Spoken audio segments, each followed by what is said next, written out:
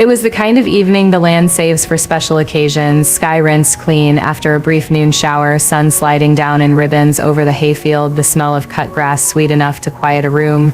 We'd strung lights along the long porch and set the big table under the pecans, and by 6 o'clock the farm looked less like a workplace and more like a photograph someone would keep on a piano. It was his birthday, 65. We didn't say the number out loud. The candles would do that job when the time came.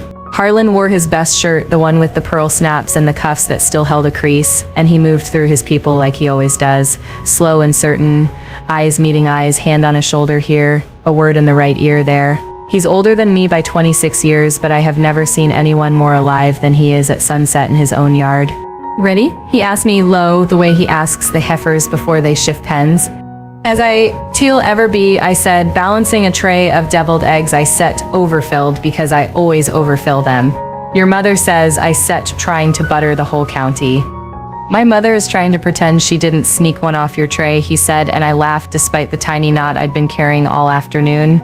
This wasn't my first family party. It was, however, the first since the winter he'd been sick, the first since I learned how to sit next to a hospital bed and count breaths while dawn recalculated itself outside the glass. People had visited and brought casseroles and pity then, and I had learned to smile and say how kind when what I felt was "don't take my chair." He'd recovered, stubborn as a post, back working before the doctor signed the form, but the party still felt like a test proof that we were not waiting, we were living. Guests arrived with country punctuality, 15 minutes on either side of the hour. Farmhands in clean shirts, neighbors with pies they swore were store-bought but weren't, the banker who plays guitar on Fridays, Harlan's sisters talking at double speed. His daughter came last. Lena, 32, sharp, beautiful in a way that costs too much to maintain and too much to envy. She hugged her father with both arms and her chin lifted high, then turned to me with a smile that could have passed inspection at a distance. "Happy birthday, Daddy," she said, "and to me you look festive." "Thank you," I said. The dress was simple cream with sleeves that had the good sense to end where I wanted them to. I had chosen it because it was quiet and I felt loud inside. She touched my elbow like one woman would touch another in a crowded vestibule. "Busy day?" "Good busy," I said, and moved to the table before she could reframe what good meant. We ate. We always eat well here. Hunger is too useful a thing to misplace. Brisket, cornbread, green beans cooked with onions until they forgot to be crisp. The first tomatoes from the side garden. Conversation went the way conversation goes when people who work together try to be off-duty. Weather markets a tractor that refuses to accept retirement. When the foreman told a story about a calf who'd learned how to let himself out of a gate by watching the man who fed him, the table laughed long and honestly. It was the kind of sound that reminds you why you bother with chair cushions. Through it all, Harlan moved like a thread through cloth, present without pulling, binding without tying.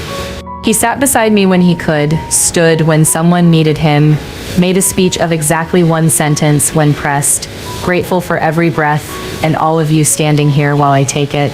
He raised a glass of sweet tea and the room clinked in that improvised chorus communities make when they decide briefly to be one voice.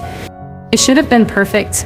Maybe it would have been if the world were only made of wide skies and honest appetites, but it is also made of whispers. The first ones were harmless, the kind you bank to spend later as gossip if you're bored. She looks tired and he looks good for his age, and do you think they'll ever take a real vacation? But whispers have a way of inviting their cousins to the party, the ones that wear perfume and knives. I carried a plate of cake slices toward the porch and nearly bumped into Lena coming the other way. She smiled again, that perfect practice curve. "Let me help," she said, taking a plate from the top of the stack so carefully you would have thought it mattered. "Thank you," I said. We walked shoulder to shoulder through the bodies and chairs, the string lights painting a soft pattern on the grass. People reached for cake the way people reach for anything sweet at dusk, like it might be the last good thing that day gives them. When we reached the far end of the table where the lights begin to run out and the crickets begin to sing louder, Lena leaned in as if she were about to ask me where the forks were. Her breath warmed my ear. Her voice was almost kind. "She's waiting for you to die," she whispered, and the sentence fell into me like a stone into a well, clean, heavy, with a sound you feel more than hear. For a second, I didn't understand. My brain tried to parse the pronouns, to fix the grammar, to repoint the arrow. Then I realized she wasn't reporting gossip, she was reading my thoughts for me as if I had spoken them out loud and needed correcting. She was calling me she and Harlan you and putting herself in the circle where truth gets drawn with a stick. I kept my hands steady because my hands have learned to lie for my face. Excuse me? She smiled sweetly at a neighbor who wasn't set listening. You heard me, she said, still looking away. Dawn set worry. He won set, not tonight, anyway. The night leaned in. I could smell the cake frosting and the river that runs beyond the trees and the faint iron tang the soil gives off when it's been cut. I could hear the dog woof once in his sleep. I could see Harlan talking to the banker about vinyl records. I could not feel my feet. She was it done? You know what the worst part is? She murmured, still smiling, still perfectly social. You might not even know you start doing it. You might honestly believe you start here for love, but you start will be better off when he goes. We both know it. I set the plates down with care so as not to break the cake or my hands. I did not answer because anything I might have said would have been a fire, and Harlan's party is not a place for arson. She patted my arm. I shall take it from here, she said, and to the group, louder, who wants corner pieces. The moment dissolved into the clatter of dessert, into forks and napkins, and someone telling a story about a summer the well went dry. I stood there and let the world move around me until I could remember how to breathe like a person in a picture who hasn't been folded wrong. I carried the empty tray back toward the kitchen because kitchens are good places for people who need to reset. In the hallway, where the family photographs look at you the way family photographs do, loving, distant, occasionally judgmental, Ruth stepped out of the doorway as if she'd been waiting for exactly this collision. You all right? She asked.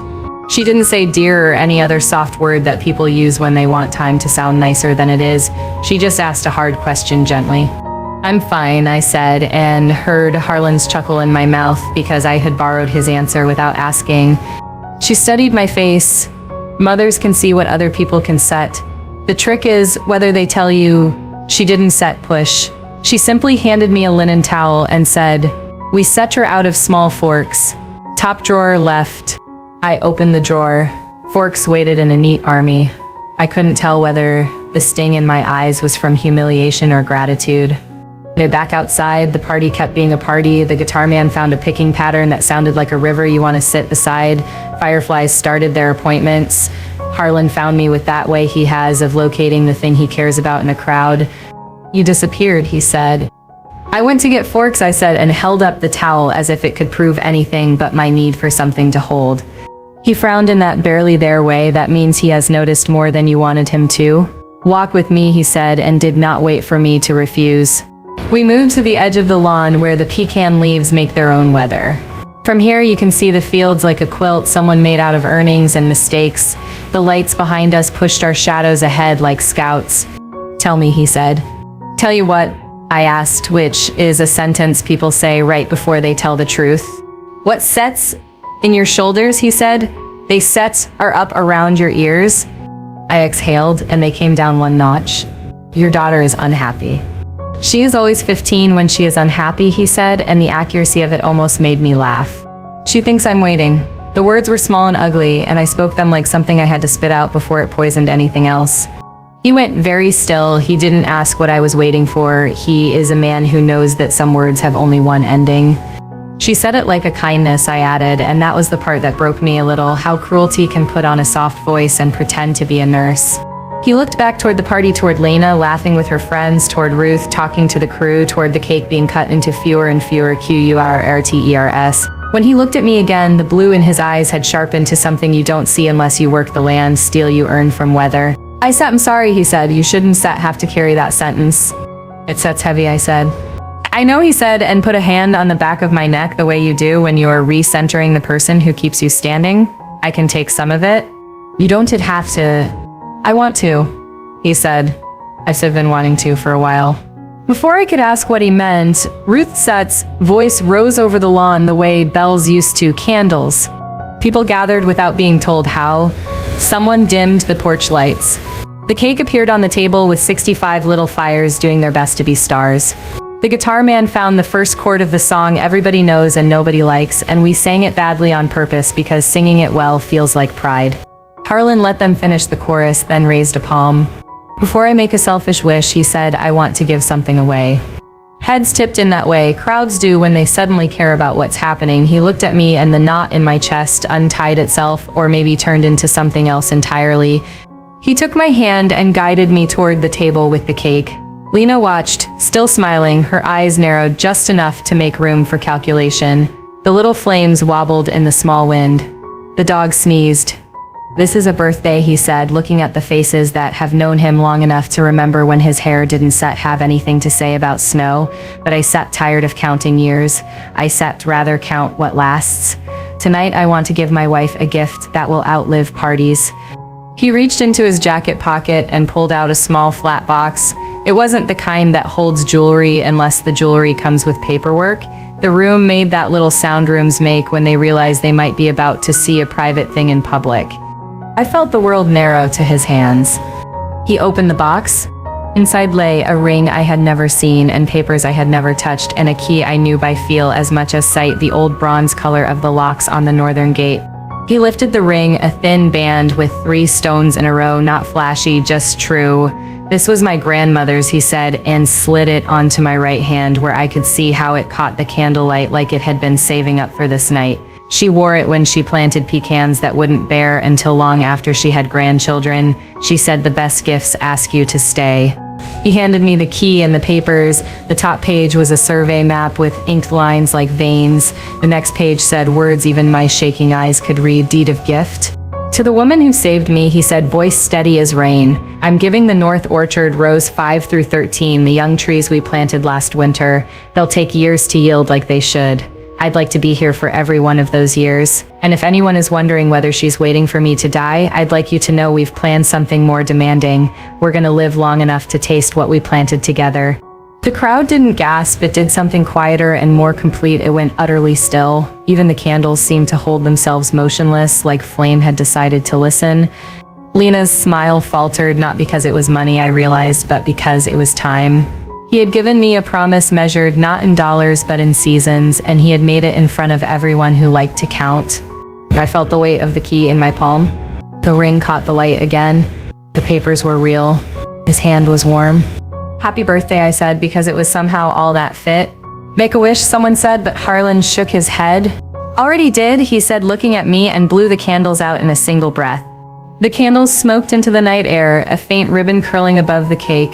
Applause rippled across the table, uneven, polite, but there. People murmured things like beautiful and well said. I tried to keep my hands steady as I held the key and the papers, but my heart was hammering. Harlan had just given me something more permanent than jewelry, land, trees, seasons waiting to be lived. But it sets when Lena Set's voice cut across the applause. Well, she said, her tone bright enough to slice, that sets one way to secure loyalty. The laughter that followed was thin, the kind that skims the surface without ever diving in. A few of her friends chuckled, but most of the table looked down at their plates. Harlan's jaw flexed, but he didn't answer right away. He poured himself a glass of tea, slow, deliberate. The quiet grew heavier. Lena leaned back in her chair, swirling wine in her glass like she owned the room. I mean, come on, Daddy. You've always been generous, but giving away land? Orchards? Papers in front of everyone? She gave a theatrical shrug. Guess you really wanted to make sure she sticks around until the pecans come in. A couple of people snickered nervously. My cheeks flamed. The gift that had just filled me with dignity and love was being twisted into a leash, a contract. Harlan set his glass down. Lena, his voice was calm, but there was warning in it. She ignored it.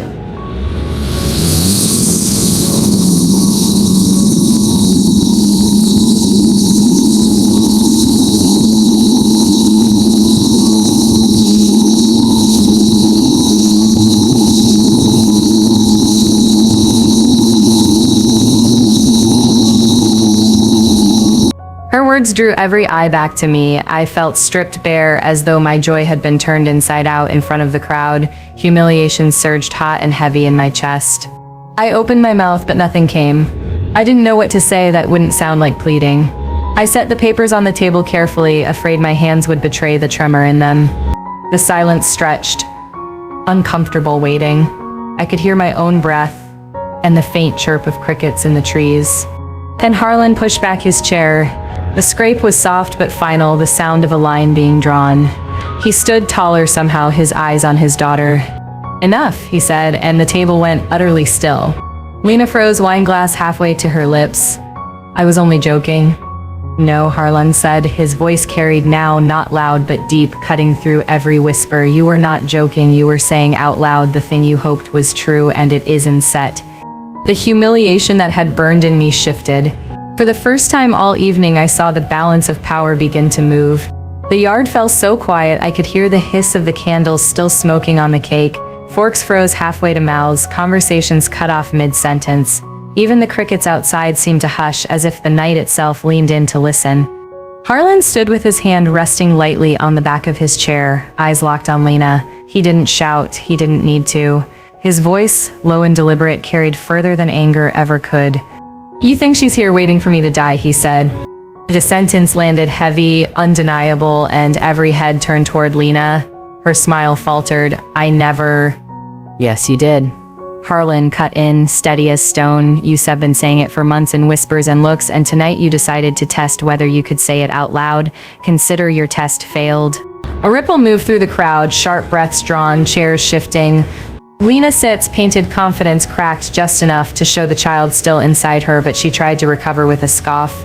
"Daddy, don't sit, be so dramatic." "I was only teasing." "Teasing is when everyone laughs," Harlan said, eyes unblinking. "This room isn't set laughing." And he was right. The silence had thickened, and I could feel it pressing against my skin. My humiliation was still there, but it wasn't alone anymore. It had turned into something else. Anticipation. Harlan straightened, his voice rising just enough to reach the edges of the yard. "You think she stays here for what she will get when I sit some gone, but what you Civ never understood is that she already has what matters most, not in secret, not in waiting, here, now."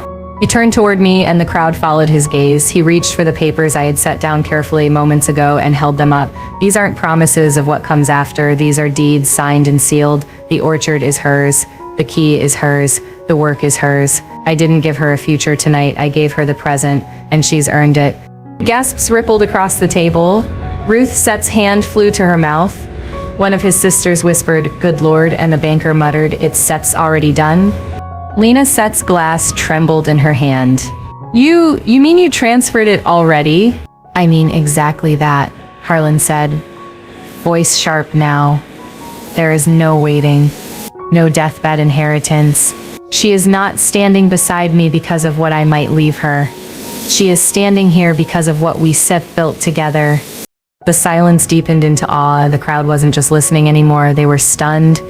I clutched the key tighter in my hand, my heart pounding so hard I thought the candles might flicker with it.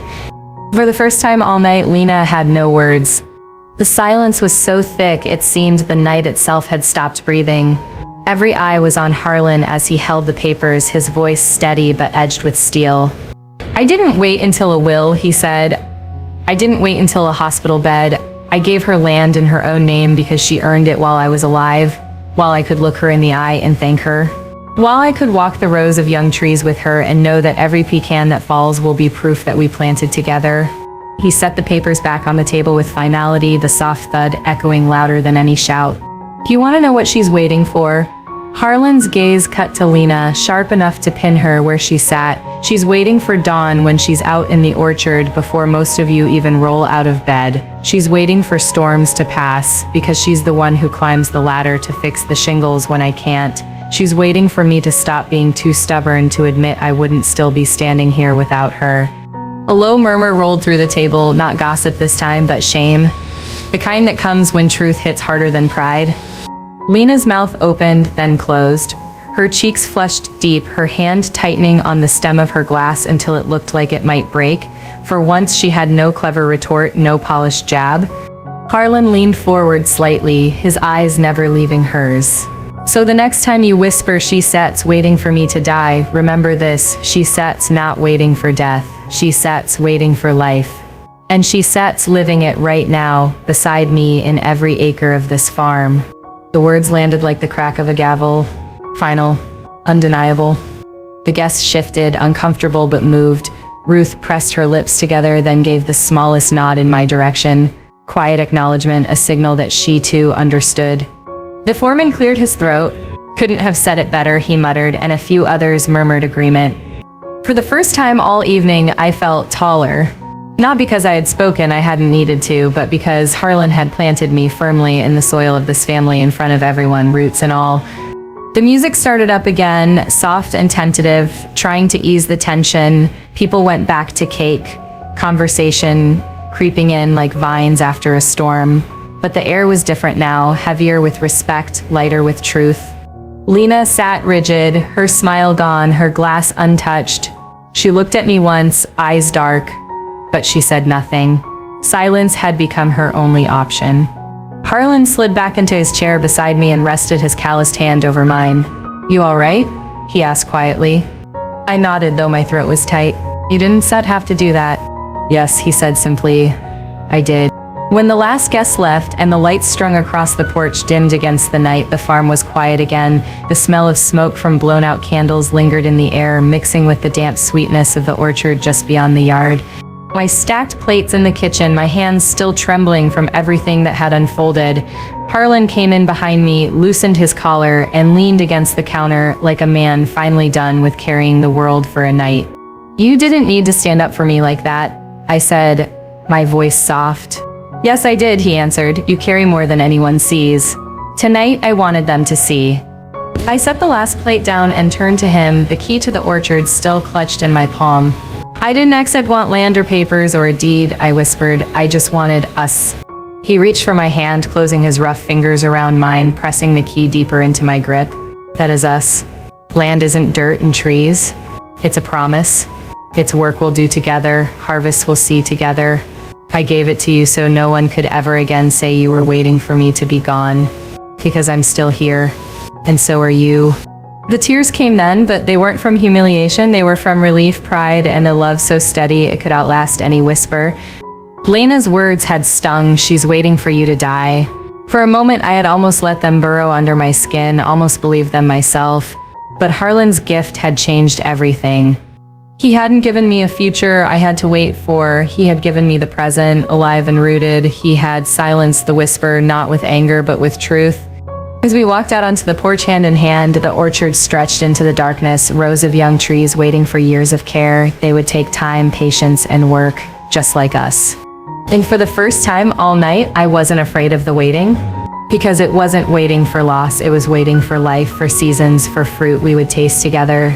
The whispers were gone, the truth remained. And in that truth, I finally knew I wasn't waiting for him to die.